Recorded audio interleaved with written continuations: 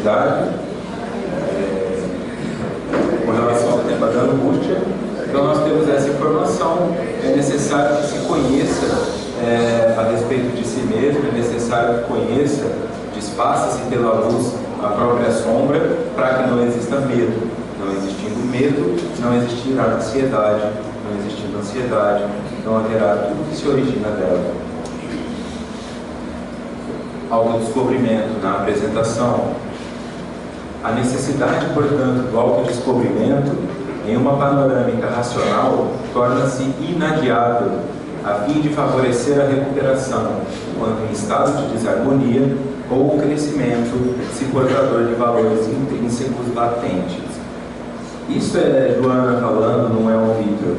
Tá? Se você então acredita que a linha de pensamento de Divaldo e de Joana fazem algum sentido, então torna-se inadiável. É uma panorâmica racional, portanto, você vai ter que entender como você funciona pela razão. Não assim, porque Deus quis, eu sou nervoso porque eu sou descendente de espanhol, eu como muito porque eu sou descendente de italiano. Isso não responde. Você vai ter que buscar porque você, Jorge, Maria, Pedro, Susana, faz isso. Apesar da sua ascendência, apesar de tudo isso. Porque existe um ser humano, existe um espírito que ultrapassa qualquer fronteira geográfica, etnia ou estereótipo. E isso se torna inadiável conhecer. Para que você favoreça a sua recuperação, caso esteja em desarmonia, com alguma doença ou com algum desconforto, ou aumente o seu crescimento, caso existam valores dentro de você que estão aí adormecidos. Então, os dois caminhos que o autodescobrimento vai te levar, para a cura e para o crescimento, para a manutenção da sua harmonia, para que você possa ir por uma nova fase de crescimento. Por quê? Porque crescer dói.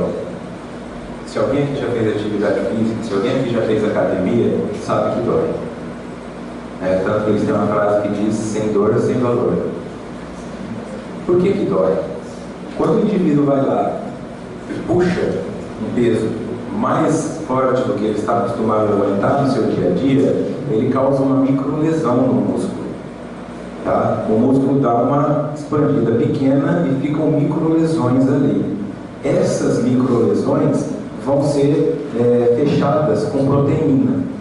Por isso que eles ficam gastando tanto dinheiro em proteína, comendo carne. Quando essa microlesão fecha com proteína, o músculo passa a ter aquele tamanho novo. Aí ele faz o repouso, depois ele vai lá e aumenta o peso. Aí ele causa uma nova microlesão. Preenche com proteína. Microlesão, proteína. Aí o músculo vai crescendo. E o emocional não é diferente. Você causa uma microlesão no teu emocional quando você descobre que é uma pessoa arrogante. E aí você preenche isso com autoconhecimento. Preencheu, a arrogância não te incomoda mais, agora você está próximo para descobrir que você é violento. E aí você vai crescendo. Até que chega um momento em que espiritualmente você parece esses caras grandões aí, todos musculosos. Difícil de derrubar. Agora existem pessoas que têm um monte de músculo por fora e o espiritual delas é franzino, não aguenta. Qualquer crítica, ele já quer bater, ele já quer cometer suicídio, ele já vai para casa revoltado. E tem outros, aquela senhorinha de 70 anos ali, que lá para 7 crianças lá na Bahia, só que ela aguenta um emocional como se fosse o Schwarzenegger. Porque o emocional dela foi construído de várias feridas. Quando você for estudar o biótipo, se formos pensar assim, espiritual de espíritos como Cristo, como Chico Xavier, você vai entender o tanto que eles sofreram para serem de E não foi por acaso, né? A biografia de Chico Xavier é uma representação disso.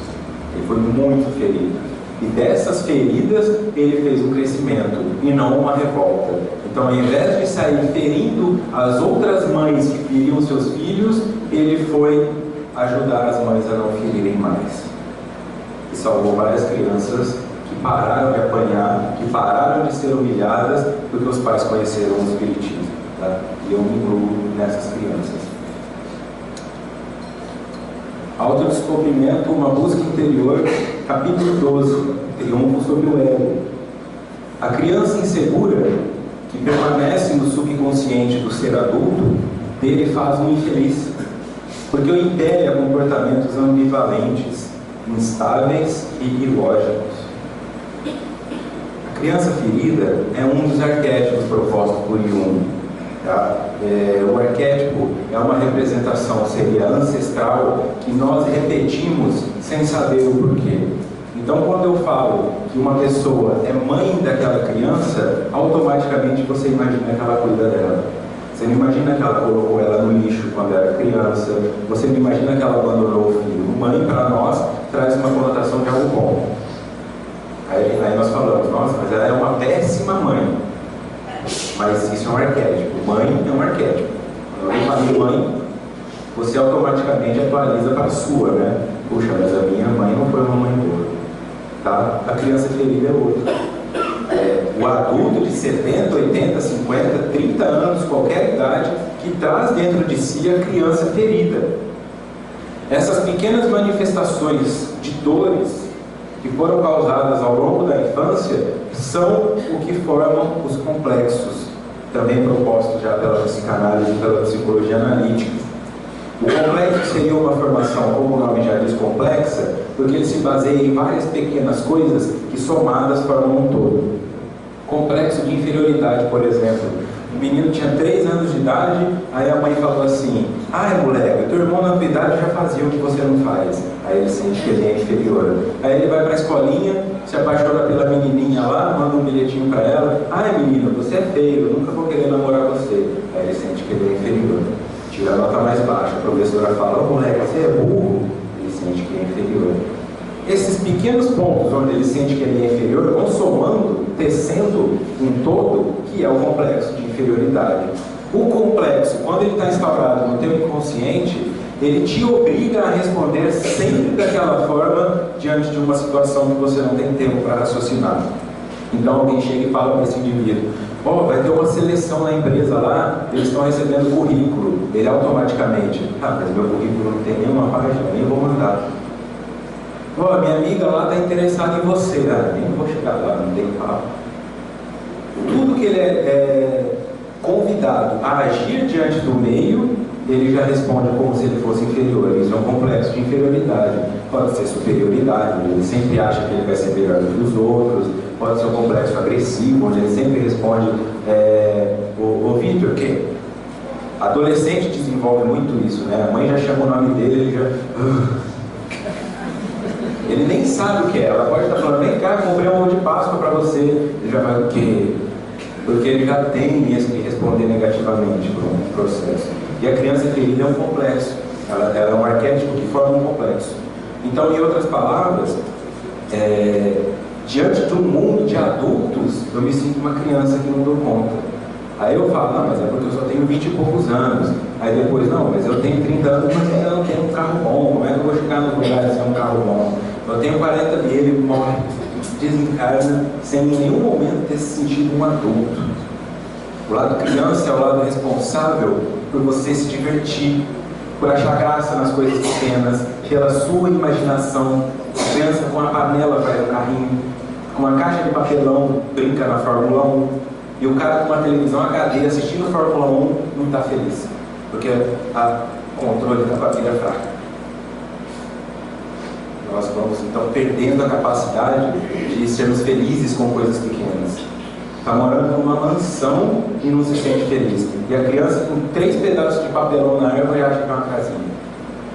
O indivíduo então tem uma criança ferida, porque a infância dele em algum momento foi machucada. Fica quieto, para de se sujar. 4 anos de idade, toma banho, você vai se sujar? Claro, ele tem 4 anos. A criança não vai se desenvolvendo nesse sentido. Apanha porque ralou o joelho, mas lógico, ele tem 5 anos, ele vai ralar o joelho, ele vai ralar o cotovelo, ele vai ralar a cabeça. Não tem como você evitar que isso aconteça. Se você evita que isso aconteça, você mata a criança que existe ali, e você vai ser um adulto zumbi, que não acha nada divertido, tudo é chato, reclama de tudo. Vamos pra praia, vai ser legal. Ai, tem que pegar o trânsito, pedágio, vai que fura o pneu, não sai mais de casa. Mora do lado de um parque, não faz uma caminhada. Mora à beira da praia, não põe o pé na água. Porque perdeu a capacidade de se divertir com o que tem e de criar uma mesmice. que nós estávamos conversando ontem também, né? Às vezes a pessoa precisa ir para fora para descobrir o que tem dentro. Tem que ir para uma praia lá do Nordeste para descobrir que tem uma praia aqui perto de casa. E descobre que a areia e a água é a mesma coisa em qualquer lugar.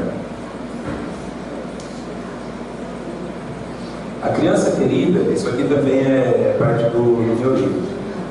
A criança ferida torna-se o adulto que vê o elogio como pena, a sedução como abuso e as críticas como adagas inflamadas. Sente-se a piada nos sorrisos alheios e a pedra no tropeço de quem ama. Dói ser adulto quando o carinho parece surra e quando o sussurro se torna uma ameaça. Porque era aquela criança que a mãe chegava falando assim: "Ô meu filho, na hora que chegar em casa eu vou te matar." Mas para os outros é a mãe do ano. Abraça ele e na orelha dele joga um dardo. É um indivíduo que não desenvolve intimidade, não consegue ser carinhoso. Tem filho que nunca viu o pai beijando, abraçando a mãe. Não entende isso. Tem casal que o cara tem dificuldade de andar de mão dada, ele sente vergonha, assim, né? Não, peraí. Por quê? Porque não desenvolveu intimidade. Então eu vou entrar nessa situação aqui, ó. Vê o elogio como pena. Alguém fala: "Poxa, muito legal o seu trabalho." Está falando isso pro dono, né? Porque ninguém mais faz. É o que a mãe fazia. É o que o pai fazia. A sedução como abuso. Então a mulher se veste, para pensar nessas mulheres, ela se veste, coloca uma roupa, coloca um decote, fica 1 hora se maquiando, mais 1h30 se vestindo, mais 1 hora tendo certeza que aquela é a maquiagem e o vestido certo, sai de casa, aí um cara olha para ele e fala: "Você é muito bonita." "Pô, seu tarado." Como assim? O que você estava buscando com aquilo? É ser notado, é tornar agradável a sua presença. Aquele indivíduo manifestou isso desse jeito, mas ela não tem reconhecimento daquilo, porque vê isso como um abuso. Esse cara tá olhando o que você está mostrando. Ele achou bonito. E se tivesse achado feio? Esse é o ponto, né? Isso já é um indício de uma criança ferida. E as críticas como adagas inflamadas. Não é uma crítica construtiva: "Tá errado, faz desse jeito, poxa, melhor." Como eu usei a palestra de ontem, a palestra que foi gravada ontem, ela foi elaborada um pouco melhor, baseada nas críticas que eu recebi na primeira. Mas eu não podia ser intransigente de falar: "Vou fazer a mesma." Não, eu entendi que realmente tinham pontos positivos nas críticas. Mas o indivíduo que traz a criança ferida é aquele adulto que, quando criticam ele, ele sofre, ele melindra, ele vai embora. Ele vai embora. Como se a hora que eu falei aquele momento assim, quando eu entrar no salão, entre em silêncio, entre em meditação, por respeito a quem vem aqui e prepara a música, já tem gente que pode ter querido ir embora. Porque machuca o indivíduo que traz essa criança ferida. E não é culpa dele. Isso é uma resposta inconsciente automática, porque é designada por um complexo. Chandra Lacombe é um ser extremamente importante para mim, porque foi meu guru de Zen budismo em uma fase que eu ainda não era espírita, e ele me ensinou muitas coisas, e além disso tudo ele é músico, ele faz músicas sensacionais. Nessa música do álbum Oráculo Musical, a música se chama Incompreensível Presente, e ele traz a seguinte letra: "Te dispo de todas as crenças, mostrando a arrogância que ainda há, sofrendo, mas com consciência, curando a criança até resgatar o amor guardado na essência." Te dispo de todas as crenças. Esquece tudo aquilo que você acredita, inclusive a religião, porque a religião é uma criação humana. Entenda-se como espírito, que é o que está guardado lá na essência. E aí vai aparecer a sua arrogância. Porque quando eu tiro de você as suas crenças, você se torna arrogante. Porque descobre que aquilo que você acreditava foi criado pelo outro. E você? Isso é o que torna muitas pessoas temerosas a vir aqui fazer palestra. Eu não tenho conteúdo. Ou como nós estávamos conversando no começo, dá aquele desespero que o data show falhou porque você esqueceu o papel. E você vê aqueles palestrantes que chegam assim, e falam sem papel nenhum, 1h30, 2 horas, porque eles têm segurança na própria história. E você acha que aí com 20, 30, 40 anos de idade você não tem material para falar 50 minutos? Você tem material para falar outros 40 anos. mas basta que você se desfaça dessas crenças, de que você não pode, que você não vai dar conta. Aí vai aparecer, bom, você pode, você dá conta, e aí, por que você não vai lá? Falar com 10 pessoas? Falar com 5 pessoas? Falar com essas pessoas que eu vejo todo dia? E aí começa a aparecer quem é o indivíduo. Sofrer com consciência. Eu sei porque eu estou sofrendo, eu entendo a origem deste sofrimento, porque isso cura a criança. Se a tua criança é ferida, você só vai conseguir conversar com ela pela ferida. Não é assim que a mãe faz? Vem cá, dá o joelho machucado, eu vou soprar e sara. Sara, o médico joga uma anestesia, joga uma xilocaína, não sara, a mãe sopra, sara.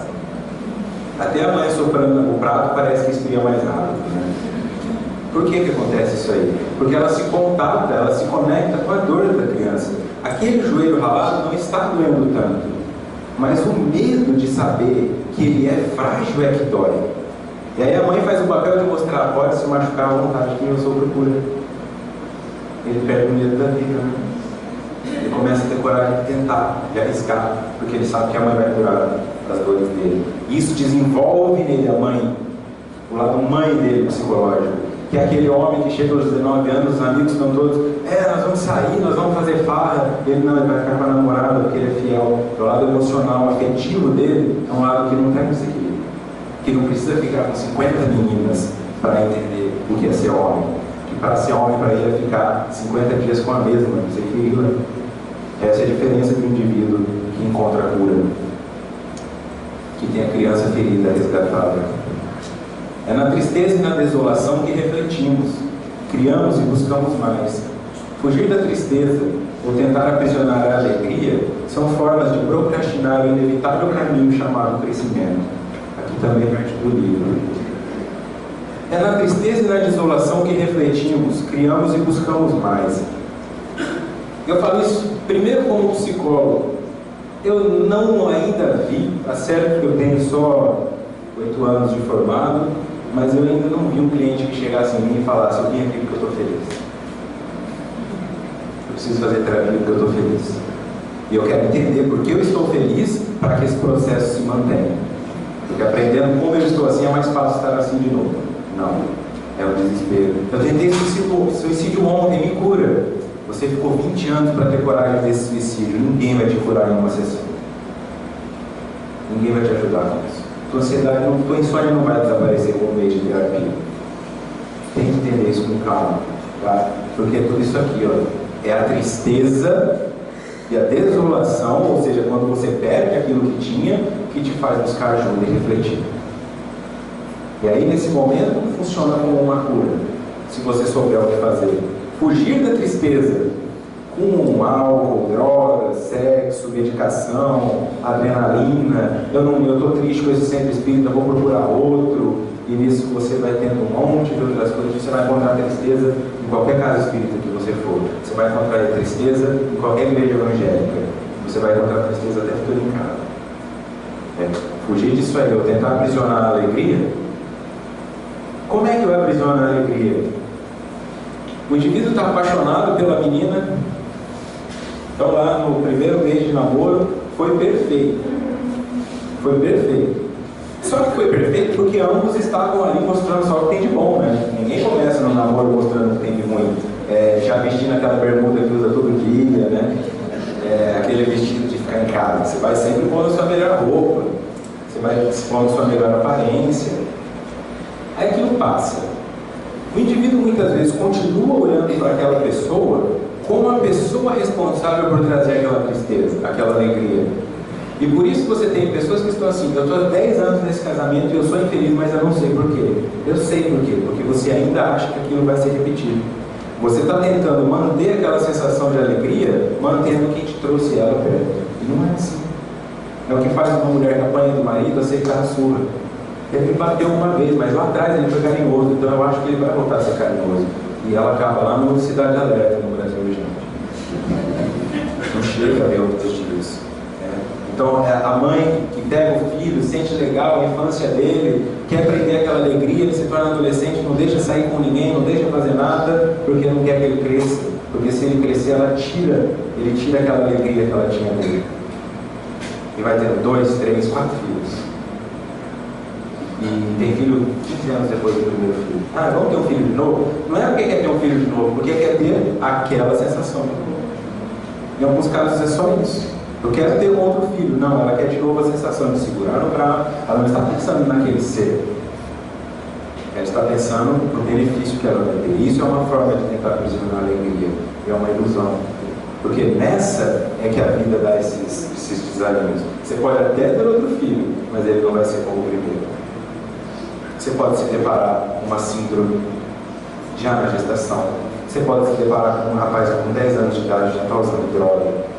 Você pode se deparar com um criminoso. Você pode se deparar com um hiperativo, um autista. Você pode se deparar com uma criança melhor que o seu primeiro filho e começa a negligenciar ele. São todos esses processos, mas a base disso tudo é esse medo, né? Essa necessidade de fugir da tristeza e de aprisionar a alegria, sem entender que ambas são passageiras e têm apenas uma função momentânea, e que é a busca na insatisfação que te faz alcançar coisas novas. No livro O Ser Consciente, capítulo 37, O Homem Consciente, de Walter Joana. Ser consciente significa estar desperto, responsável, não arrogante, não submisso, livre de algemas, liberado do passado e do futuro. Só isso. Percebam como cada slide colocado aqui dá para montar uma palestra assim. Quem é palestrante sabe disso. Cada slide aqui. Se com o Evangelho você abrir uma página e dá para falar 50 minutos, mas nós temos aqui que é só dar aquela pincelada para que você fique com vontade e vá buscar, né? Vamos ensinando a pescar, porque senão vai faltar peixe. Ser consciente significa estar desperto. Portanto, se eu não estou desperto, eu estou dormindo. E se eu estou dormindo, eu estou sonhando. E no sonho eu posso tudo. Essa é a base do indivíduo que fala: eu vou dar conta, eu vou fumar, eu vou ter câncer, eu vou criar meus filhos desse jeito, eles não vão ser traumatizados, filho meu não vai ser isso, filho meu não vai ser botafoguense, filho meu não vai ser gay, filho meu não vai ser nada. E fala. E vai. Porque você está dormindo. E no sonho eu posso voar, no sonho eu tenho superpoderes, e o indivíduo passa a vida achando que tem também. Carrega peso mais do que precisa, se entope de comida achando que não vai infartar, se entope de doce achando que não vai ter diabetes, e vai. Porque a realidade é outra. A realidade só existe para quem está acordado. Então como é que eu descubro que eu estou desperto? Você é responsável ou deixa tudo para a última hora e faz tudo com gambiarra? Você é não arrogante, ou sempre que alguém te aponta uma situação onde você possa melhorar, você já fala: eu sei o que eu estou fazendo. Você é não submisso, está lá, vivendo a sua vida, só aceitando. 2015 ainda tem garotas de 20 anos casando, achando que tem que ficar lavando louça e roupa do marido. Totalmente submissa. E que ele pode sair com a amigo para ir tomar uma cerveja e ela tem que ficar em casa. Ou você é submisso no seu emprego. Faz tudo que manda, vai lá, você tem que mentir, vai lá, você tem que enganar, vai lá, dá um jeitinho, você vai fazendo, vai fazendo. Mas e se eu perder o emprego? Mas e se? Mas e se? O mais e se é o discurso de quem não tem fé. Porque quem tem fé fala: tá bom. Fácil chegar ao Jó, Jesus materializou aqui. Ele dá uma ordem: eu quero que todos vocês vão para suas casas, se livrem do que não te faz bem e voltem com isso como doação. Aí já tem gente que vai falar: mas será que no namoro os assessores se fingiram de Jesus? Será que nós estamos manipulando? Aí chega em casa, olha para aquilo: não, mas a televisão não, né? A televisão, o que eu posso dar aqui? Isso é como nós faltamos com fé. Nós estamos falando dos apóstolos que tinham que seguir o cara assim, ó. Você vem? Vou. Para onde? Sei lá. E ainda assim, seguindo, estando ao lado, quando a coisa apertou: não conheço, não sei quem é. Nunca ouvi falar. Crucificado sozinho. Isso. Você acha que com você vai ser diferente? Que a hora que você escolher fazer o caminho certo, você vai estar numa multidão? Não, você vai estar num desemprego, sem teu filho, sem o teu marido, na solidão, mas vai estar com a tua honra, vai estar consciente, desperto. Porque ficar num casamento, por medo do que os outros vão pensar, o medo de ficar sozinho, estar dormindo. Para a própria realidade. Tá? Livro Autodescobrimento, capítulo 1, do Ser Real. O despertar de si enseja a compreensão da necessidade de transmudar as energias, encaminhando-as de uma para outra área e utilizando-as de uma forma profícua, único recurso para o gozo da saúde. Uma forma profícua é uma forma que te dê lucro, né? Que te dê mais benefício do que prejuízo. Como fazer isso? Como a minha especialização é em dependência química e psiquiatria, esses 8 anos eu tenho trabalhado em clínicas de saúde mental ou dependência química. E uma das coisas que eu jogo nas reuniões iniciais com os usuários de drogas, eles têm um pensamento: eu não dou conta de fazer nada, eu não sei fazer nada, eu nunca estudei, eu blá blá blá blá blá blá blá. Você não dá conta de fazer nada, eu não dou conta de fazer nada, cara. Você está aqui por quê então? Porque eu usei droga. Que droga que você usou? Eu usei maconha, eu usei cocaína, eu usei álcool, eu usei crack. Como é que você fez para usar essa droga? Levavam na tua casa? Não, eu tinha que buscar. Você acha que você não dá conta de fazer nada? Você dá conta de dobrar a tua mãe para conseguir dinheiro, ou seja, você tem um discurso bom. Você dá conta de atravessar a cidade, não parecendo que quer ir buscar droga, portanto você tem um controle das suas emoções. Você dá conta de comprar essa droga, chegar em casa, atravessar uma favela, que tem gente que tem medo de chegar perto para tirar foto. Você entra num barraco, pega a droga, vem para tua casa, usa essa droga, e se você tiver com vontade de usar droga, você vai fazer isso 3 horas da manhã, você vai fazer isso com chuva, você vai fazer isso com frio, e você fala que não consegue fazer nada? Consegue, mas precisa transmudar isso encaminhando para uma outra área. E aí depois nós temos indivíduos que falam: eu sou espírita, vai na palestra hoje? Não, está chovendo. É muito cedo, não gosto desse palestrante. Você tem que enxergar o que te dá a cura como se você fosse uma pessoa doente. Porque se você tivesse desenvolvido um câncer e alguém falasse assim: tem um oncologista atendendo de graça e ele cura o câncer, mas você tem que andar 100 km a pé, tem gente que viu. Por que você não consegue andar 5 quarteirões para vir numa casa espírita buscar a tua cura? Só pode ser porque você não acha que está doente o suficiente. Por que você não se envolve aqui para ajudar? Só pode ser porque você acha que é inútil para isso, então não precisa. Precisa de todos vocês envolvidos. Na evangelização, na doutrinação, na gerência, na administração, na divulgação. Tem gente que tem preguiça até de compartilhar as coisas no site, por exemplo, das casas no Facebook. Ah não, mas começa a se envolver, porque nós estamos doentes. E o Espiritismo é a cura. Ele não me cura, mas ele me mostra como fazer.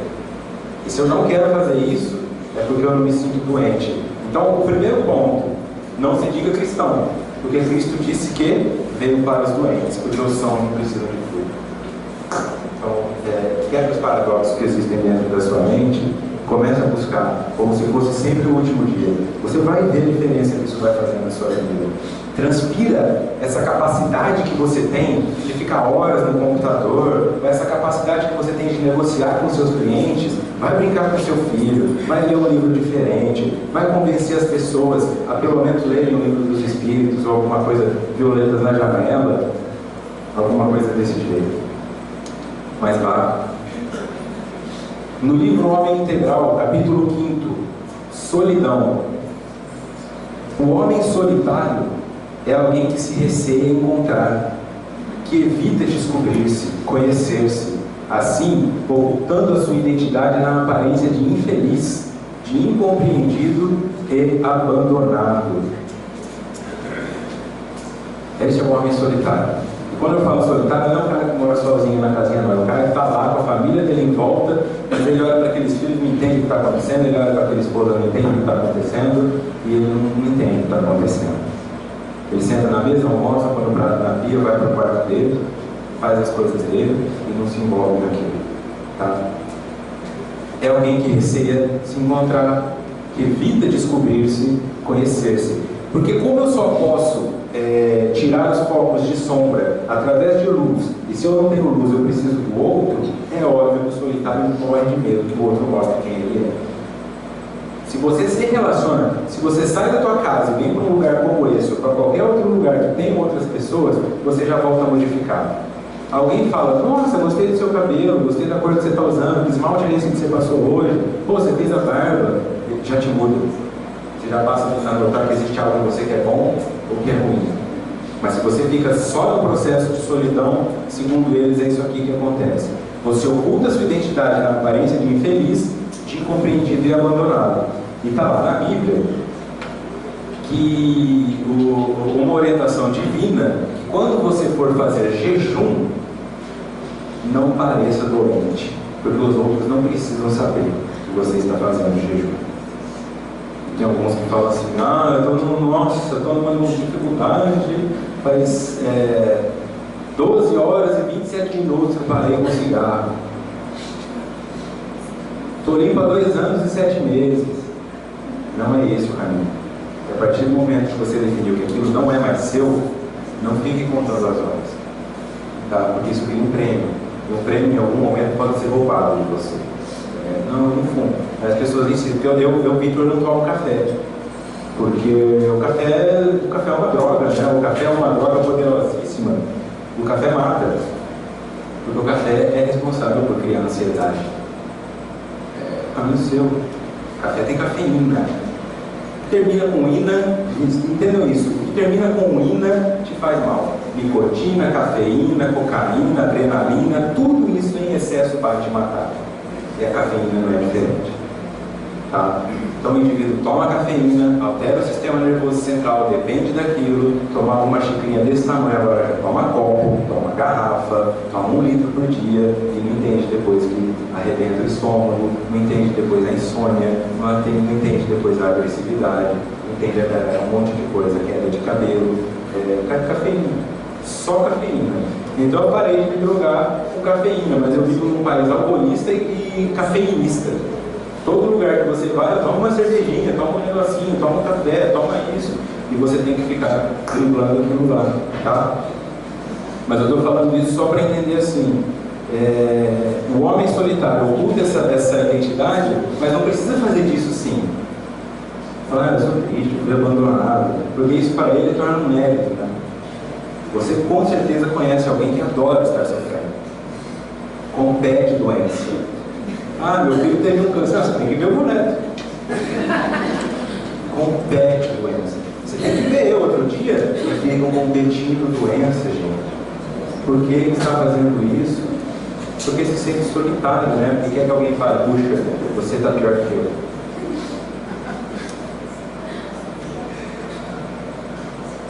No Evangelho segundo o Espiritismo, capítulo 9, item 7, a paciência.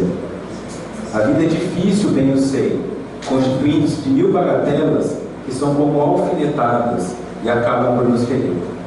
Mas é necessário olhar para os deveres que nos são impostos e para as consolações e compensações que obtemos, pois então veremos que as bênçãos são mais numerosas que as dores. A vida é difícil, bem você. Tá? Ninguém está dizendo que não é. E se está fácil, desconfie. Porque ou você se acomodou em alguma coisa, ou você está dormindo para alguma coisa.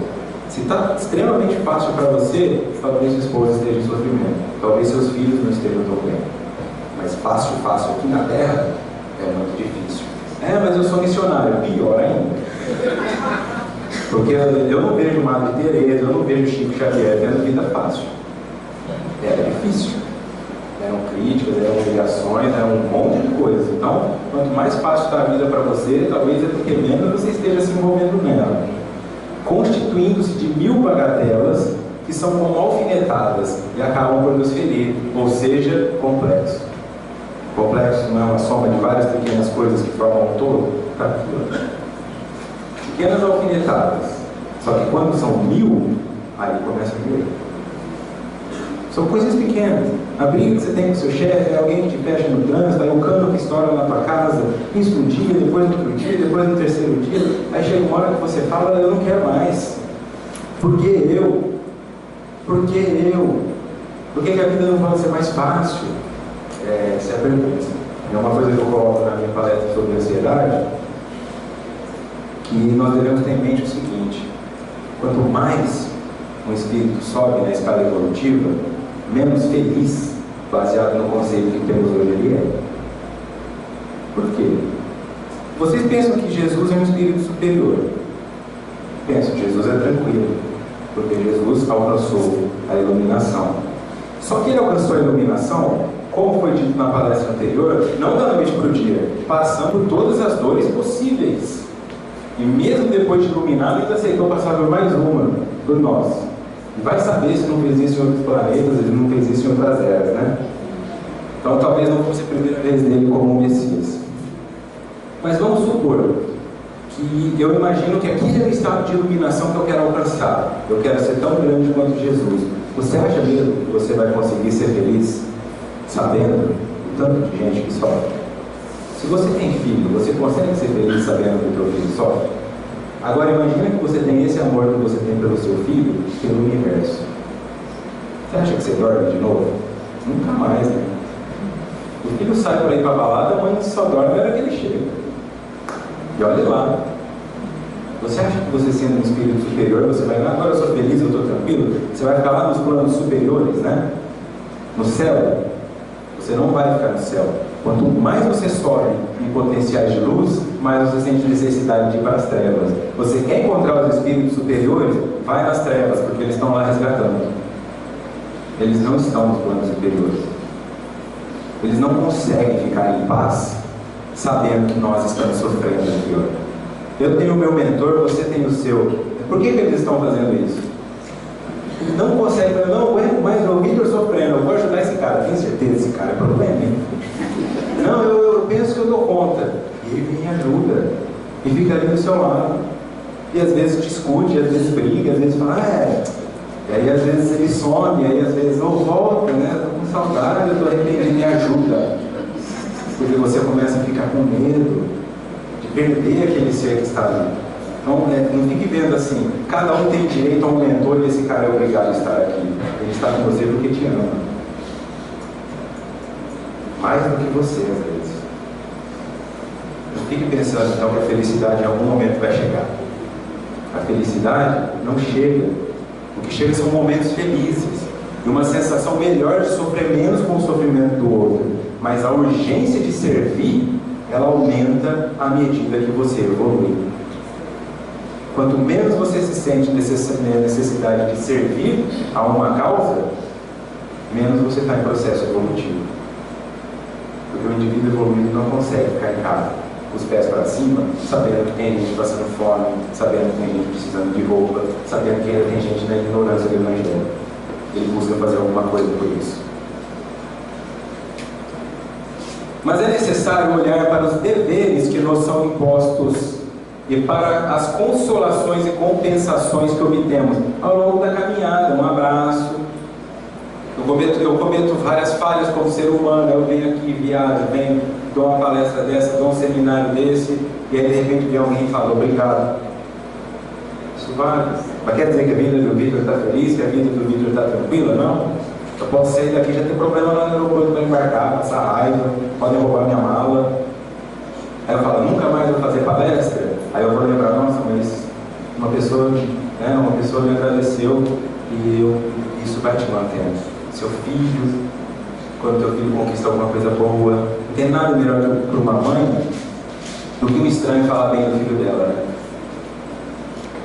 Nossa, eu ouvi uma palestra, eu passei com um enfermeiro, nossa, o cara, como que era o nome dele? Aí eu falo o nome do teu filho. Isso é uma compensação. Ela não está falando isso para te agradar, ela nem sabe que você é mãe dele, pai dele. E isso é legal, né? Que eles nos permitem obter essas coisas ao longo da vida. Nós é que muitas vezes não enxergamos. Veremos que as bênçãos são mais numerosas que as dores. Eu uso como exemplo nesse momento aqui, você bater o dedinho na quina da mesa. Quando você bate o dedinho na quina da mesa, você deixa de ser espírita por alguns segundos. Pelo menos cristão.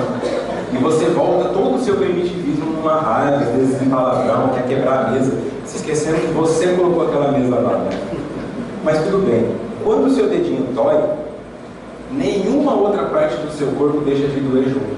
Aquela dor ela é inteira em você. Você se esquece de todas as outras coisas que não estão doendo. Aí você começa a ter uma dor no ombro esquerdo. Ah, meu ombro esquerdo, por que o meu ombro esquerdo? E nisso você esquece o direito. É a mesma coisa que uma mãe que tem um filho de droga, faz com o filho que usa droga, faz com o filho que não usa. Bom, o filho que não usa não precisa de mim, eu vou cuidar do que precisa. Aí o que não precisa adoece. Porque todo mundo precisa. Mas ele está bem. Ah, mas o meu ombro esquerdo está ruim, eu vou tratar dele. Trata do direito enquanto ele ainda está bom, porque ele não fica ruim. Começa a perceber o quanto de coisas no teu corpo não estão doentes, ao invés de ficar pensando só nas que estão. Ah, mas eu tenho uma depressão, mas não tem esquizofrenia. É, mas eu sou bipolar, mas você enxerga, você tem visão. E aí? Qual que é o limite para você falar, eu sou bem, eu sou feliz, ou eu sou doente? Em algum nível todos somos. A sugestão aqui é que se faça essa análise crítica, e toda vez que você fizer essa análise crítica, você vai chegar à conclusão que você é mais feliz do que triste. Que você tem mais do que não tem. E isso é inevitável de perceber. Novamente, uma outra música do Chandra, chamada Novo Amanhã, do mesmo álbum, Oráculo Musical. Os vícios do ego são tantos, mas, no entanto, existe um poder. Além desses medos errantes, o cosmos acena um novo dever. Os vícios do ego são tantos. São vícios, tá? Se comprometer dessa forma com as coisas, se comportar negativamente, reclamar, se queixar, criticar os outros, porque você é gordo, porque você é baixo, porque você é negro, porque você é branco. Isso é um vício do ego. Sempre ficar pensando desse jeito. Você fala, eu não sou racista. Mas e se o teu filho chegasse com uma pessoa de outra raça? É a mesma coisa para você? Se você tem uma ascendência italiana e seu filho chega com uma pessoa negra, é a mesma coisa para você do que se ele chegasse com um branco? Se você é negro e a sua filha chega com um cara loiro de olhos azuis, é a mesma coisa? Será que é? Eu não sou homofóbico, mas se tua filha chegar com um amigo homossexual em casa, se o teu filho se mostrar um, como é isso para você? Quais são os vícios que o teu ego tem? Só que não importa quais sejam, existe um poder. Além desses medos errantes, o cosmos acena um novo dever. Aqui, ó. É necessário olhar para os deveres que nos são impostos. E a sua consciência te falando, ó, eu sei que você tem esses vícios, mas chega, né? Vamos buscar melhorar nesse sentido. Vamos buscar crescer de alguma forma. É possível. E vai te fazer bem. Evangelho segundo o Espiritismo, capítulo 17. O dever. Já que estamos falando disso, na ordem dos sentimentos, o dever é muito difícil de ser cumprido, porque se encontra em antagonismo com as seduções do interesse do coração. Suas vitórias não têm testemunhas e suas derrotas não sofrem repressão. Voltando a falar dessa parte de organização da casa espírita, quando você vê um palestrante aqui em cima, um almoço que vocês façam, vocês entram em contato com o almoço. E aí vocês criticam aquilo. Só que vocês não entraram em contato com a insônia de quem estava preparando aquilo, porque demoraram para entregar o arroz, porque não deu certo a compra, porque choveu e caiu água não sei aonde, porque o cano estourou. A partir desse momento, então, ó, essas vitórias não têm testemunho.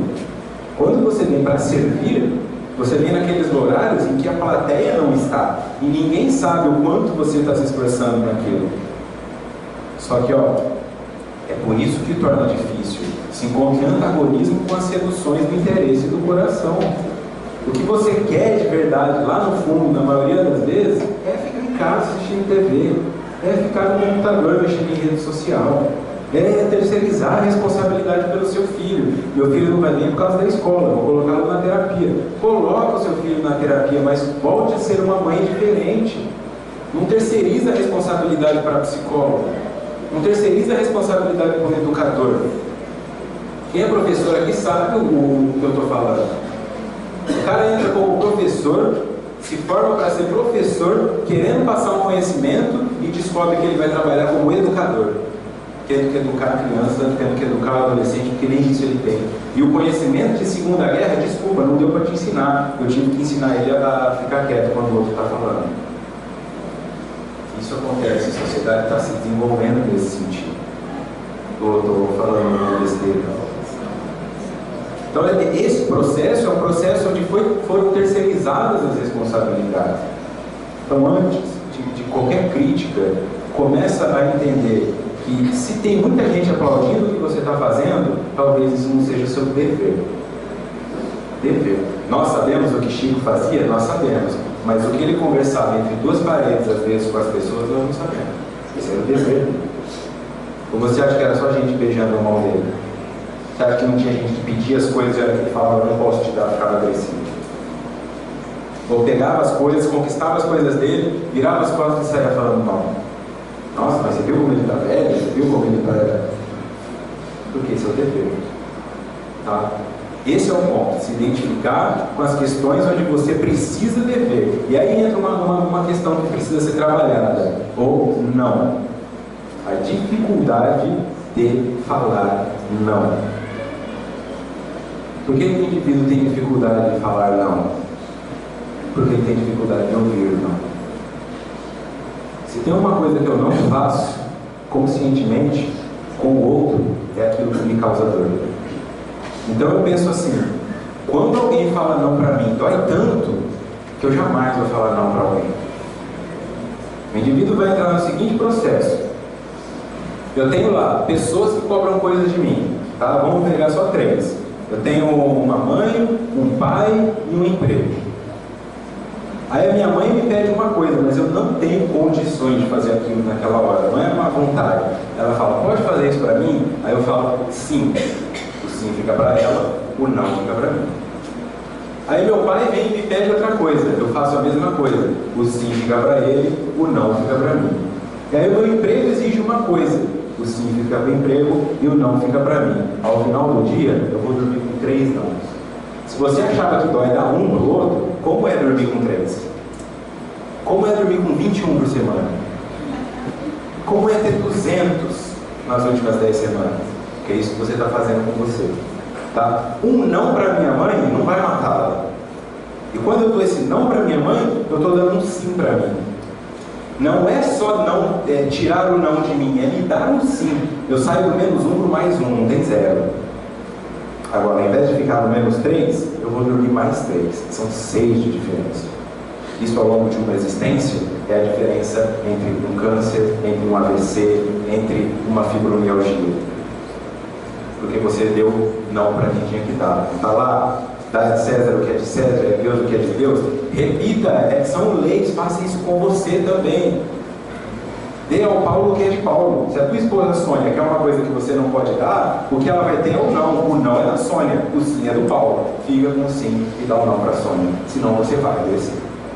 E não pense que essas pessoas para quem você deu o sim são poupanças em que você investiu para depois sacar. Mãe, lembra que eu fiz tal coisa? Não. Elas vão falar, já gastei.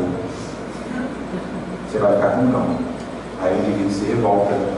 Onde ele adoece, se separa da família, briga com o irmão, comete suicídio, entra em depressão, porque ficou com mais não do que sim. Esse é o processo. Para que você consiga vencer a tua dificuldade de falar não, você vai ter que vencer a dificuldade de ouvir. Comece então treinando, já que você tem dificuldade do outro te fale não, comece falando você. Quando o teu interesse do coração falar, fique em casa, você fala, não, vou fazer meia hora de caminhada. Come esse bolinho aqui, não, vou comer uma barra de cereal integral. Isso é falar não, para você. Você vai ver que ao invés de te machucar, vai melhorar a tua condição física, vai melhorar o teu corpo. Aí você vai entender que o não também pode ser saudável. Aí você vai começar a servir para os outros também. Teu filho vai chiar, teu filho vai fazer birra, mas isso vai fazer dele um homem melhor do que faria uma criança cheia de sims. E o primeiro não da sociedade pega uma arma e atira na cabeça de alguém que queria que ele tenha. Evangelho segundo o Espiritismo, capítulo 5. Quantos tormentos, pelo contrário, consegue evitar aquele que sabe contentar-se com o que possui, que vê sem inveja o que não lhe pertence, que não procura parecer mais do que é, está sempre rico, pois se olha para baixo em vez de olhar para cima de si mesmo, vê sempre os que possuem menos do que ele. E não é só o outro, não, é você. Olha lá, o senhor está com quantos anos aí? 50? Lembra quando você tinha 15? Olha o tanto que você conquistou de lá para cá. Pô, mas eu estou na mesma casa, nem reformar ela eu consegui, mas você tem um neto correndo para lá e para cá. Isso é seu. Você deu origem a isso. Por sinal, você tem 50 anos. Tem gente que nasce na gestação, tem gente que morre na gestação, tem gente que morre com 1 ano de idade, com 2, com 3, com 4, com 5. O corpo humano é tão frágil que se você cair na sarjeta e bater a cabeça, você desencarna. E você vivendo num mundo que os caras dirigem de moto de qualquer jeito, de carro de qualquer jeito, cai hélice de helicóptero na cara dos outros, você chegou a 50 anos. Uma bactéria, um mosquito podia te matar, não te matou, você está com 50 anos. Isso não é motivo para agradecer? Olha o tanto que é difícil ficar vivo. E nós estamos aqui, adultos, vivos. Eu vou fazer essa comparação então. Eu me contento com o que eu tenho e paro de ficar olhando para cima, porque ao olhar para cima, eu ignoro o caminho que quem está lá teve que traçar. E aí eu falo, Senhor, eu quero ter a habilidade que Jesus teve. Ele fala, tem certeza? Tenho. Manda um monte de problema para você. Senhor, eu quero que o Senhor tire os problemas de mim, mas nem de Jesus eu tirei, e ele pediu. Não pediu para afastar dele aquele cálice? Não. Feito. Como é que vai tirar de você? Esse sentimento de tomar de volta, de ter medo, de pedir e depois não saber o que fazer, é o que faz a pessoa estar dormindo, não desperta, e portanto ainda coberta no véu da ignorância. Quando você se descobre, você percebe, eu não quero estar no lugar de mais ninguém, eu quero estar no meu, porque faz tempo que eu não estou no meu, ou estou no futuro na minha ansiedade, ou estou na depressão no meu passado, mas faz tempo que eu não estou no aqui e agora. Eu não olho mais para minha esposa, eu não sei se ela cortou o cabelo, se ela não cortou o cabelo, eu não sei se ela está com uma roupa nova, eu não olho nem para o meu guarda-roupa, enquanto aquela bermuda velha estiver servindo, você vai usando ela. E esse é um processo de uma pessoa que está desligada até com o próprio passado. Imagina com os outros, né? Então olha para o que você tinha lá atrás e perceba que você venceu muitas coisas que o teu adolescente queria. Dê um crédito para você também. Sara a tua criança, acolha o teu adolescente. Entenda que hoje você dirige um carro que é seu. Você conquistou isso, ou você tem uma casa que é sua, ou tem uma pessoa que escolheu casar com você. Isso é muito grandioso. Porque tem pessoas cometendo suicídio por todas essas coisas. Porque não tem um carro, porque não tem namorada, porque não tem família. Se encontre, né? Se encontre com o teu atual momento. Pare de se comparar com o outro.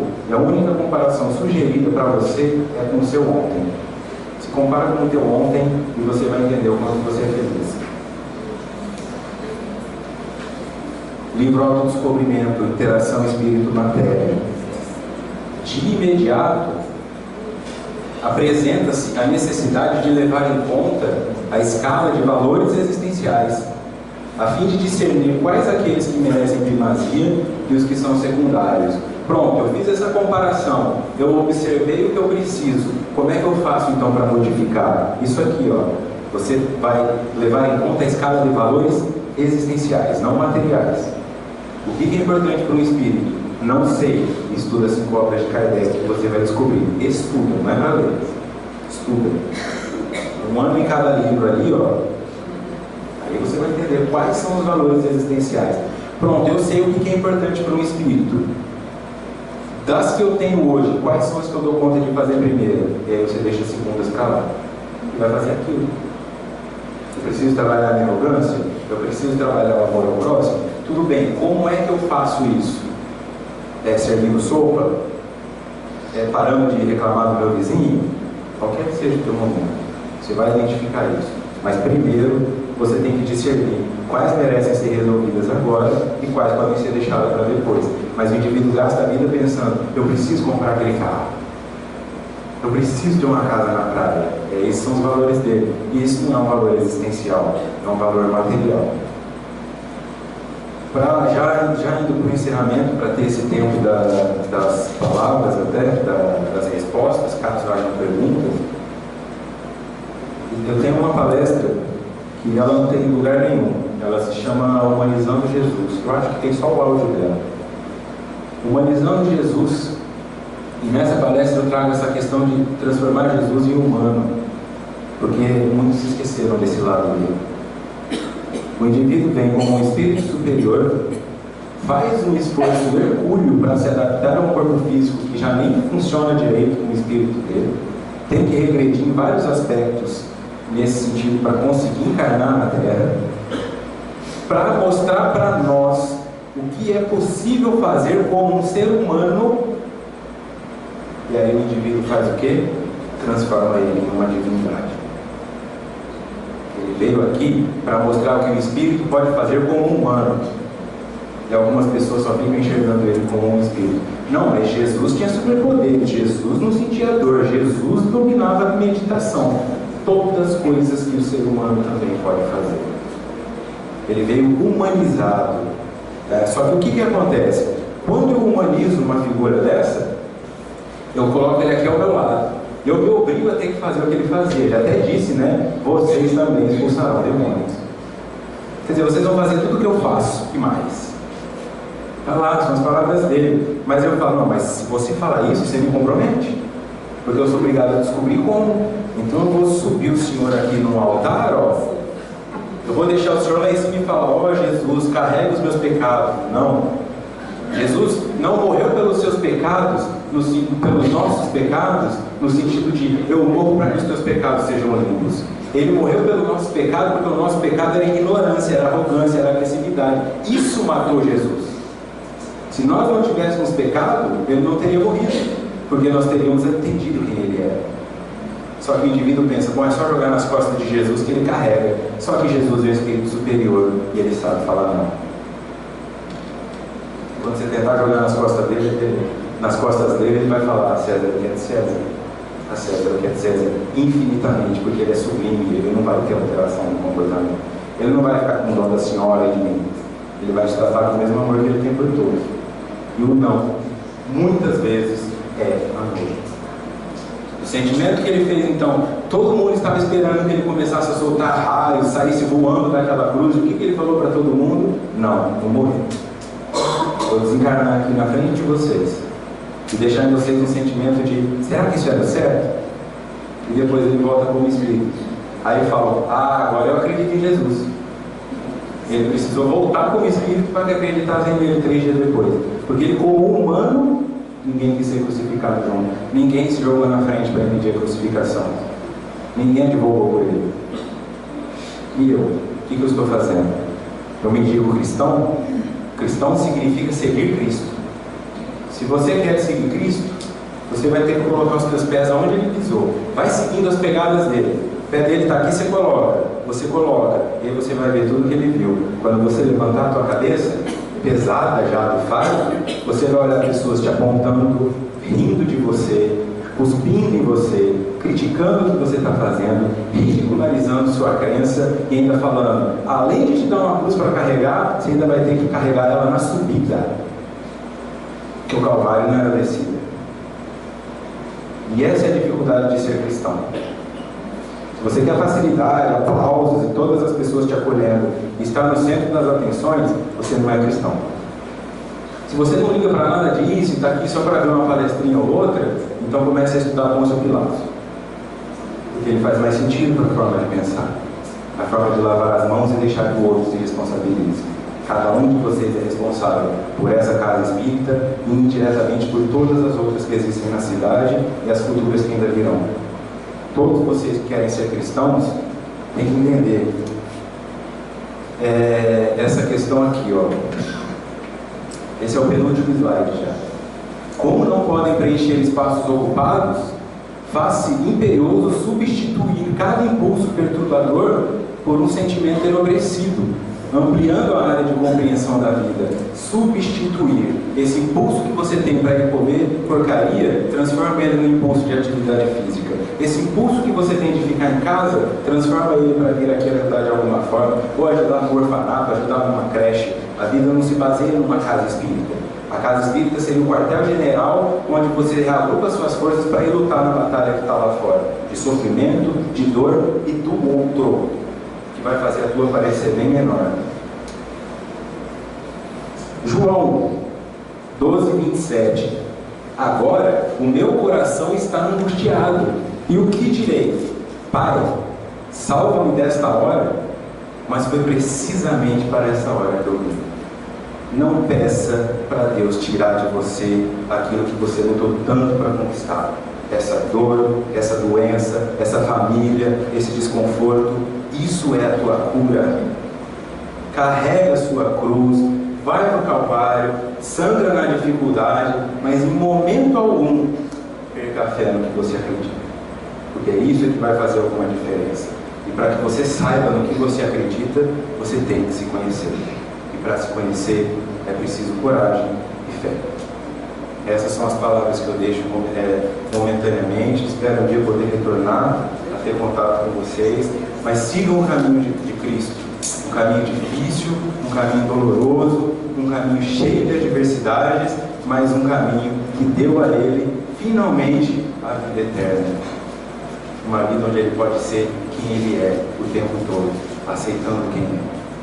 Começa olhando para você, olhando para o seu marido, olhando para os seus filhos de uma forma que você nunca enxergou, entendendo que tem um espírito ali que está buscando e que muitas vezes o que ele precisa está aí guardado no seu bolso, fechado no cofre da tua arrogância. Deus esteja em nossos corações, que esse pensamento possa ecoar dentro de nossos espíritos e que possamos nos transformar em pessoas melhores. Muito obrigado.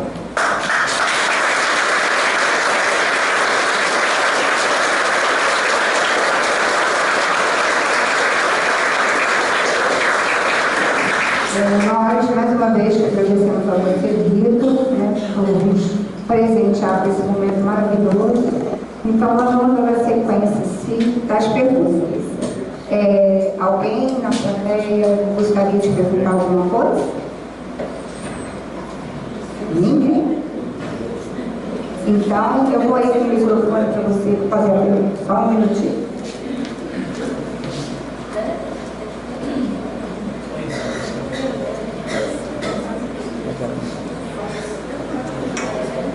Vou tocar. Vitor, dá uma olhada no microfone. você sabia quando é que vamos ver a família de volta? Aí vamos conversar, né? Só aí, né? Vai depender do tempo, né? Isso aí. Boa, essa foi boa. Não, com certeza vamos querer a presença do Vitor. Mais alguém gostaria de fazer alguma pergunta? Pode.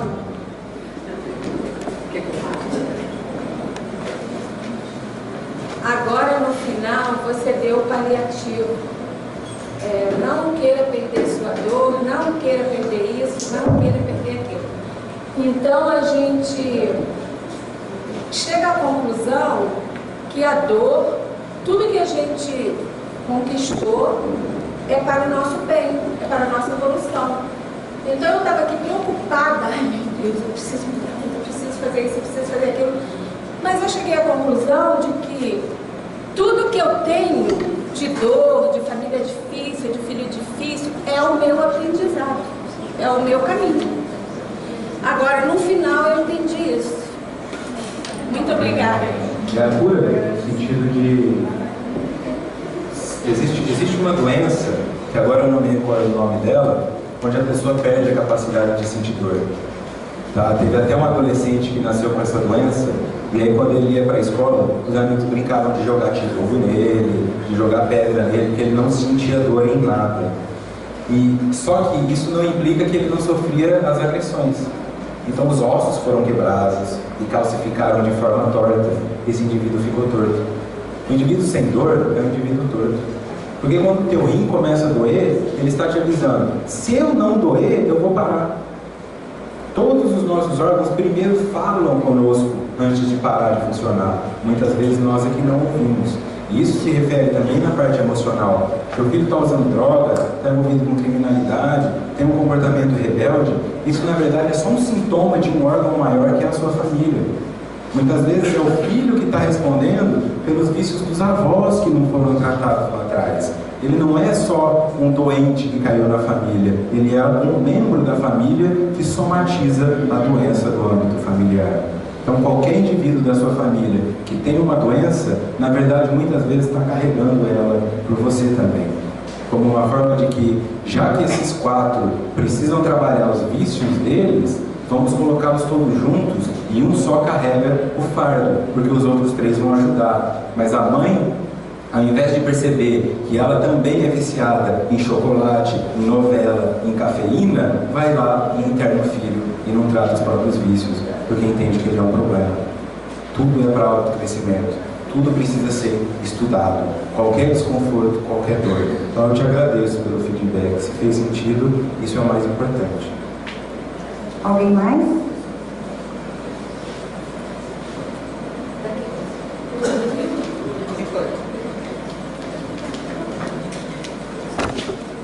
Primeiramente, queria agradecer, eu adorei muito as duas palestras, né? Fui muito elucidada, né? E agradeço também a sua disponibilidade em nos ensinar. Eu queria só, tipo assim, como a pessoa saber, você deu muito exemplo, por exemplo, às vezes um casamento, em que aquele companheiro não repara mais na pessoa, se isola.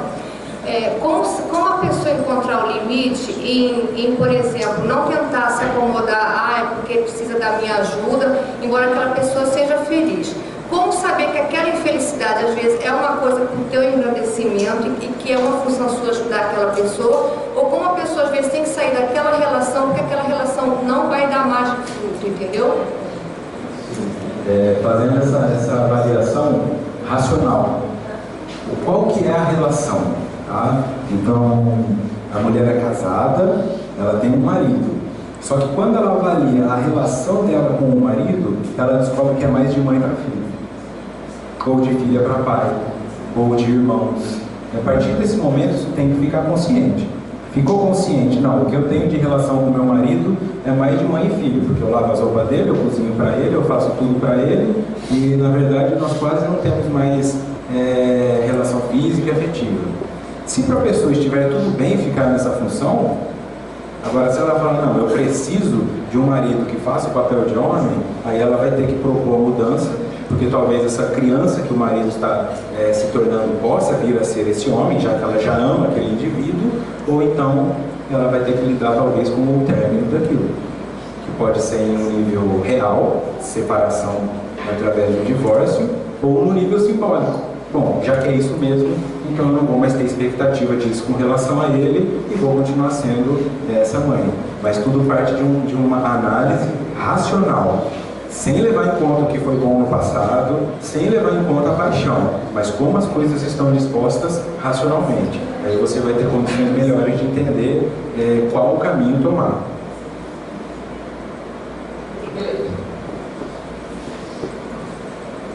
Bom, Vitor, obrigado pelos teus esclarecimentos aí. E eu tenho uma dúvida seguinte, quando você lida com uma pessoa, essa pessoa é muito complicada, muito difícil, isso quer dizer um trabalho, uma sua vida pessoal, um parente, alguma coisa. Às vezes eu ouvi dizer assim, não, a pessoa está no tempo dela.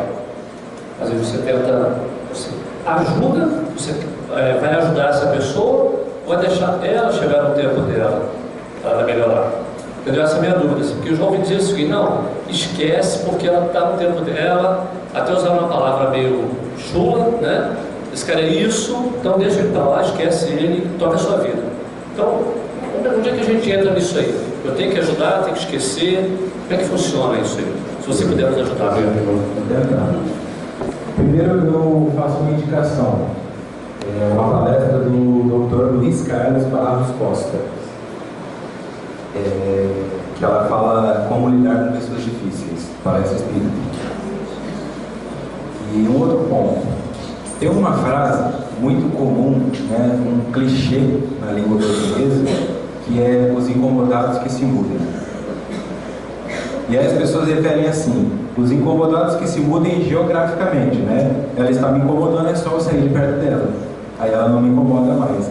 Só que na verdade essa frase significa os incomodados que se mudem, para que o outro não incomode mais. À medida que eu mudo quem eu sou e com isso a minha resignação e a minha percepção do outro aumenta, aí aquele indivíduo que era um adulto que me perturbava passa a ser uma criança que não sabe o que está fazendo. Aí me incomoda menos, eu consigo ficar lá. Até o meu jeito de lidar com aquilo vai sendo outro. Mas você tem sempre a opção de esperar, dar o tempo. A sugestão nunca é impor a mudança, até porque eu não tenho como saber se a mudança é correta. Será que tudo isso aqui, daqui 500 anos, vão descobrir? Não é nada disso. Será que o que você vai falar para esse indivíduo é realmente verdade? E um ponto que eu coloco, aquele indivíduo, por exemplo, que tinha uma obesidade, 130 quilos. E por conta dessa obesidade, ele já desenvolveu um complexo de inferioridade e tal, então ele não se relacionava com ninguém efetivamente, não tinha namorado, nunca namorou. Aí alguém olha para ele vai buscar terapia, porque ele está com problemas no conflito com a mãe dele. E aí o psicólogo olha e fala, não, mas esse cara precisa emagrecer.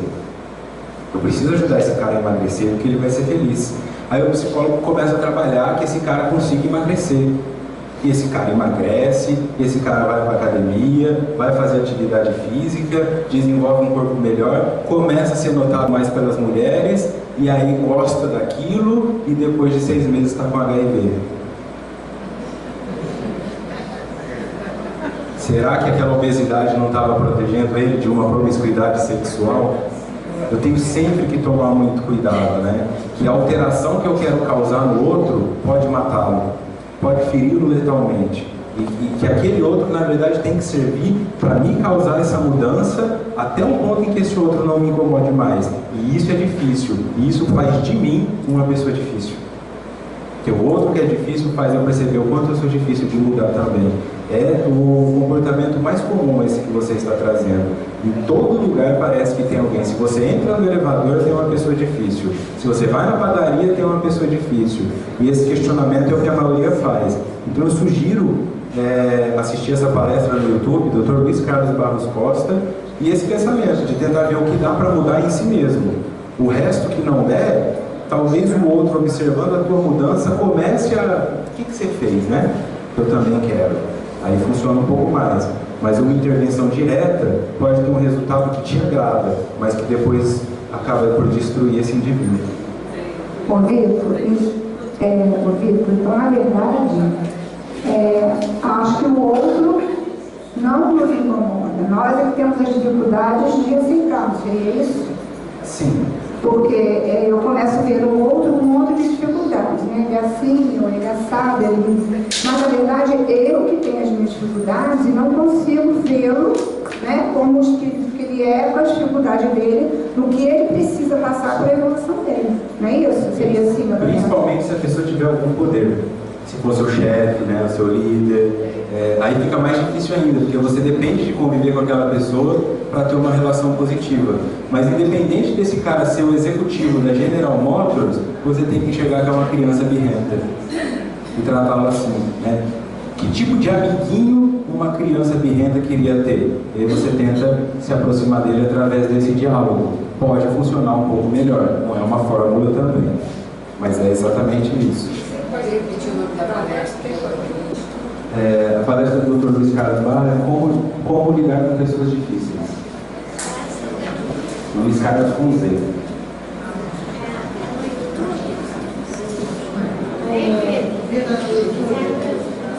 Por ordem.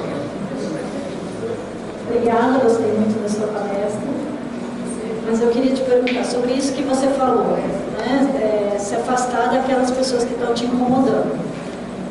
Um exemplo, assim, né? Uma mãe, ela tem um filho que ele é usuário de droga. É a opção dele usar aquela droga, mas aquilo te incomoda. Nessa opção que você deu na palestra aí, como lidar com um filho que é usuário de droga, você sabe que aquilo não é bom para ele, mas você sabe que você tem que deixar ele fazer a escolha dele. Como lidar com essa situação? O primeiro passo é entender que aquilo é bom para ele. E essa é a maior dor. Que eu falei isso ontem. O que tornou uma diferença no meu atendimento com usuários de drogas, primeiro foi que eu fiquei internado voluntariamente numa clínica para entender o que era isso. Então eu fiquei 4 meses numa clínica, como se eu estivesse fazendo um tratamento de usuário de droga. E eu entendi as dificuldades de ficar internado. Isso me abriu um campo também para entender a parte da drogadição. E qualquer droga ilícita, na verdade, ela é um remédio. Então, a maconha é um ansiolítico, o álcool é um ansiolítico.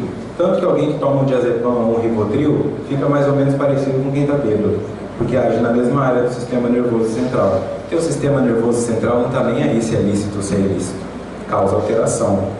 Todo o chocolate, a cafeína, tudo droga, nicotina, A diferença é que essas foram determinadas ilícitas por alguém em algum momento, né? Como se o álcool não fizesse mal e a maconha fizesse. Ambos deveriam ser proibidos ou ambos liberados, mas o efeito existe nos dois. Quando eu enxergo que meu filho é um usuário de maconha ou álcool, ele está me dizendo que ele buscou medicação para ansiedade, porque ambas são ansiolíticos. Se eu tenho um filho que faz uso de cocaína ou êxtase, eu entendo que ele busca remédio para depressão. Porque quando você tem essa psicopatologia na base e você usa a droga errada, ela não funciona. Se você é um depressivo e usa maconha, você não gosta da sensação. E se você é um ansioso e usa cocaína, você não gosta também. Se você for perguntar para um usuário de maconha o que ele acha da cocaína, ele vai falar, esse negócio de química, e esses caras são loucos. E se você for perguntar para um usuário de cocaína o que ele acha da maconha, esse negócio faz fumaça, não sei por que esses caras fumam isso. Mas na verdade a doença que eu tenho, a maconha não cura. E o indivíduo que não tem essas duas doenças agindo, quando ele faz uso da droga é recreativo e saindo da adolescência ele para. Então o primeiro ponto é entender que droga o filho usa, porque aí você vai entender onde ela age. E aí você vai descobrir por que ele está se automedicando. E tratando a doença, a ansiedade ou a depressão, a necessidade de se automedicar vai diminuir e pode ser até extinta. Mas o primeiro passo é entender que isso não faz mal a ele, faz bem. Ficar sem isso é que faz ele se sentir mal, porque já existe uma patologia anterior. Tem que haver um diálogo e uma observação clínica do que está acontecendo. Pedro, bom dia. Marcelo Pessoa, parabéns pela palestra. Mas eu acho que para resolver essa questão, a gente deveria ir na causa e efeito, principalmente dentro da doutrina espírita. Nesse texto de João, está bem claro ali, Pai, salva-me desta hora. Mas foi precisamente para esta hora que eu vim. Então nós que somos espiritistas, a gente tem que entender que em nenhum momento Jesus falou, se afaste daquele que tem problema. Pelo contrário, ele veio exatamente para os que sofriam, para os que estavam doentes. Então que a gente não caia nessas armadilhas de Facebook, né? Nós que somos da doutrina, quando diz, aquela pessoa me faz mal, vou sair fora. Tem esses textos. Eu acho que se nós somos espiritistas, ou bem ou mal, somos os missionários da Boa Nova, somos os 70 que foram, né? Eu acho que a gente tem que entender o seguinte, está sofrendo, a gente tem que estar na hora, a gente tem que estar ali presente. O filho está viciado, tem que estar ali na hora, fazer o que for possível e parar com esse negócio, Vitor. Aí eu penso dessa forma, de ficar classificando aonde eu saio e aonde eu fico, porque Jesus não classificou isso para ninguém. Então essa eu acho que seria a forma de pensar de nós que estamos engateando na doutrina espírita. Se a gente começar a separar o que eu fico e o que eu não fico, eu acho que aí começa a se tornar difícil a nossa evangelização. Sincero ou tem mais? Tem mais alguém?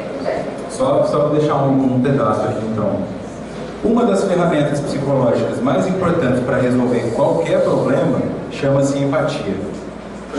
Tem alguém, por exemplo, tem uma mãe com um filho que faz uso de droga na família e ela quer que ele pare de usar droga. A minha sugestão quando eu dava reunião com os pais dos usuários que estavam internados era a seguinte: o que a senhora mais gosta de fazer? Aí a mãe falava assim, eu gosto de chocolate, eu gosto de churrasco, eu gosto de assistir novela. E eu falava assim, então fica uma semana sem. Volta aqui e me conta como foi. Uma semana sem, hein? Aí a pessoa ficava uma semana sem. Eu tô com dificuldade, foi difícil, eu não consegui, eu acabei comendo chocolate, acabei fumando cigarro, acabei vendo o resumo da novela. Falei, pois então, agora eu vou falar assim para a senhora, nunca mais faça isso, porque é isso que o usuário de droga usa. Ele descobre algo que faz bem para ele e de repente vem alguém e fala, nunca mais ponha isso na boca. Para que você fale isso para um ser humano, você vai ter que escolher algo de que você depende e nunca mais pôr na boca. Corta o seu café amanhã, corta a sua cerveja amanhã, corta o que você faz amanhã e vê quanto tempo você aguenta sem isso. Aí você vai desenvolver empatia pela dor que o outro está sentindo. Aí as mães começavam a mentir. Não, faz 10 dias que eu não como chocolate. Aí o marido entregava. aí, ó. Seu filho também mentia que tinha parado de usar droga. Porque apesar de tudo isso, somos seres humanos. Se alguém tem um indivíduo viciado na família, é porque o vício é familiar. Pode buscar que você também tem um. A diferença é que o teu é aceito socialmente. Se amanhã proibirem de vender chocolate no mundo, você vai ver um tanto de gente precisando ser internada. Bom dia, muito obrigada pela sua palestra, para mim está sendo muito importante nesse momento da minha vida. E eu queria falar um pouquinho da primeira fase, que você falou sobre a pessoa que tem dificuldade em mudanças. Parou. Com mudanças, né? Eu estou apertando. Que tem dificuldade com mudanças. E falou da cesariana. Engraçado que eu comecei a notar isso na minha filha, de 5 anos. Toda vez que ela muda de escola, eu sou professora, então eu sempre levo para ela nas 3 escolas que eu estou dando aula. E ela fica doente, entendeu? Sempre tem algum problema muito sério, vai parar mesmo no hospital, ali primeiro com problema alérgico, enfim. Eu falei, me toquei, falei, realmente, alguma coisa tem a ver com o parto cesariana. Eu tive o parto cesariana dela, tinha pressão alta e tive que correr para fazer a cesariana. Eu queria normal, mas não deu. E eu vi que ela tem essa dificuldade. Como você acha que deveria tratar isso agora? É possível tratar isso agora, mas também tem um ponto que ela vai passar por várias mudanças ainda na vida dela, né? Ela ainda vai passar por outros nascimentos. Tenta transformar todos os próximos em partos normais. Senta com ela, prepara, ouve a opinião dela, explica que você também está com medo de dar aula numa escola nova, mostra para ela que isso é normal, une ela para ir junto com você nessa vitória. Vamos lá, eu também estou com medo, eu também tenho medo de não conseguir. Humaniza aquela situação e aí as duas vão ter um parto normal. É diferente, fica menos traumático, porque ela sente que ela é ouvida. Como você quer que seja feito? Você quer devagar? Você quer que a mamãe fique com você? Você quer que... E aí você dá um direito dela nascer no tempo dela, né? E também dá um direito a si mesma, porque se você muda de escolas, também gera em você uma ansiedade, né? Também gera um medo de um emprego novo. Isso, então continuando nesse processo de que os próximos nascimentos dela sejam nascimentos em partos normais, assim, né? Onde a mãe esteja lá, tenha um contato direto, porque o bebê que nasce da cesárea, às vezes a mãe está meio dopada, não está lá, né? Não tem aquele sentimento, está com dor, ou está anestesiada, está com medo de não voltar ao movimento das pernas, tem todo um processo envolvido. Não aquela mãe que teve um parto normal que já está com adrenalina, já está com a ocitocina lá no topo e pega aquela criança, né? Porque o parto normal, ele libera a ocitocina. E a ocitocina é o hormônio responsável pelo amor. Quando o indivíduo se apaixona pelo outro, aquela sensação, eu te amo para sempre, isso é ocitocina sendo liberada no cérebro. E o parto normal faz isso. Então a mãe, quando ela vê o bebê, ela se apaixona para sempre por ele, imediatamente. Por isso que o pai não tem esse mesmo amor, porque nele não é liberada essa ocitocina. O dele é construído, né? É uma coisa diferente. Então constrói essa relação, né? E sempre vai ser mais tranquilo para ela. Tá? Vitor, última pergunta, dentro do nosso prazo, não vai dar tempo de preparar.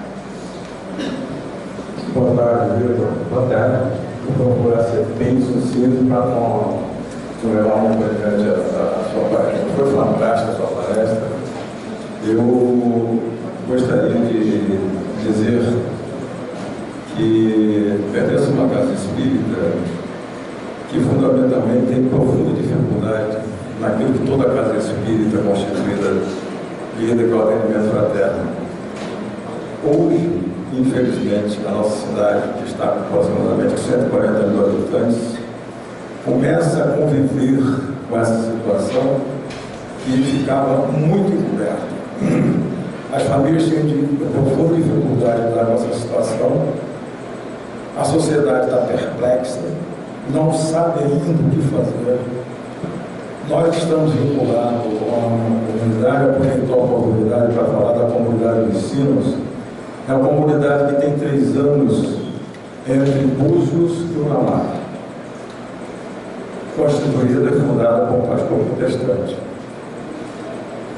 E lá se encontram muitos espíritas, foram lá admitidos e aceitos.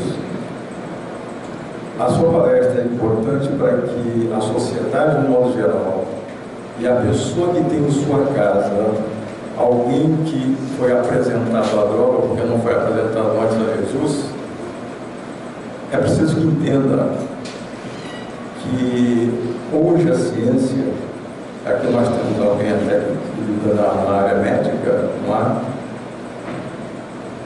Chama-se CID, Código, não é? Esqueci, Código Internacional de Doenças. Então é preciso que a pessoa que tem o dependente compreenda que ele realmente é um doente. E nós fazíamos uma interpretação equivocada com relação à doutrina espírita, imaginando, eu gostaria que você esclarecesse esse assunto, que todo aquele que foi apresentado à droga estava num processo de profunda dificuldade mediúnica. Procurava as casas espíritas imaginando que esse processo fosse sofrer uma solução imediata. Ora, se é reconhecido pela ciência como uma doença sem cura, é necessário que o familiar, que é considerado um codependente, tenha condição de estar entendendo esse processo. Né? Então foi extremamente importante a forma que você trouxe para nós, né? Psicologicamente falando, e que isto seja um início para que as famílias entendam que elas não têm de ser codependentes desse nosso querido companheiro que nesse momento encarnatório está vivendo essa situação. Muito obrigado. Eu te agradeço aí, né? Esses trabalhos são sempre positivos, tá? Mudam todos os seres humanos, principalmente os que trabalham com isso. Uma coisa que me serviu muito quando eu trabalhei na Santa Casa, eu ficava me questionando, né? O que eu estou fazendo aqui na Santa Casa? O que eu vim curar? Quem eu vim curar? Que bem eu vim fazer? E aí eu notava que as pessoas ficavam internadas ali 2 dias e iam embora. Ficavam na UTI uma semana e iam embora. E eu ficava. Eu não ia embora. Eu tinha que estar lá todo dia. E aí eu pensei, o que faz um ser humano precisar passar 8 horas por dia numa Santa Casa? Eu devo ter uma doença bem grave. Porque eu não posso ir embora daqui. Os outros vão embora e eu fico. Eu comecei a entender a minha relação, que a relação com a profissão, ela é sempre aquela relação de que você é o que mais precisa estar lá. Então, o indivíduo que se dispõe a trabalhar em comunidades terapêuticas ou com a dependência química, são os indivíduos que mais tiveram problemas com algum vício e conseguiram vencê-lo, ou estão numa luta e hoje conseguem fazer uma diferença com aquele ser. E todo mundo sabe que não há paralelo no tratamento de adicto com adicto, né? A diferença é como fazer com esses indivíduos que foram apresentados às drogas. Entender que todos nós fomos, e que alguns escolheram drogas lícitas e outros ilícitas, e que quem definiu se elas eram boas ou ruins foram os mesmos seres humanos que um dia disseram que a Terra era achatada. Então eu não sei se a maconha é ruim, se o álcool é ruim, se a cocaína é ruim, se isso é bom, qual que é a função disso? Eu, Vitor, enxergo toda droga como algo que altera o humor, porque o meu humor, na sua forma normal, não está me agradando. E eu preciso conseguir viver sem café, sem chocolate, sem adrenalina de ficar dirigindo o carro a 180 por hora, traindo a esposa. Eu tenho que conseguir viver sem drogas. Só que, infelizmente, esses indivíduos fizeram a escolha pelas drogas que a sociedade taxou de sujas. É absurdo esse cara fumando maconha, agora eu vou lá tomar meu uísque enquanto eu reclamo dele. Me encher de café, comer uma caixa de bombom ou uma caixa de bis. A diferença é essa, mas de forma geral todos nós fomos apresentados para alguma droga e essa droga fez sentido. E alguns utilizam ela até hoje, seja ela qual for, inclusive o poder. Tem pessoas viciadas em poder. E nós ficamos aí idolatrando eles porque eles andam de terno e gravata. E rejeitando o rapaz que estava na Cracolândia. Qual a diferença dos dois? Pro Vitor, nenhuma. Ambos se tornaram um zumbi por depender de alguma coisa da qual não conseguem mais viver sem. E a família, em alguns momentos, acaba se tornando viciada na doença do filho. Só fala do filho, só vive em função disso, e se o filho se curar, a família não sabe mais o que fazer, porque perdeu a graça na vida. Então eu te agradeço pelo comentário deixa essa reflexão, né? Que você analise o local em que você trabalha, que você analise onde você está inserido, entenda que você não necessariamente está ali para fazer uma mudança no local, mas que você é a pessoa que mais precisa daquele local no lugar. Quando isso acontecer, você vai ver que os seus caminhos profissionais também se alteram. Ok? Mais uma vez, então.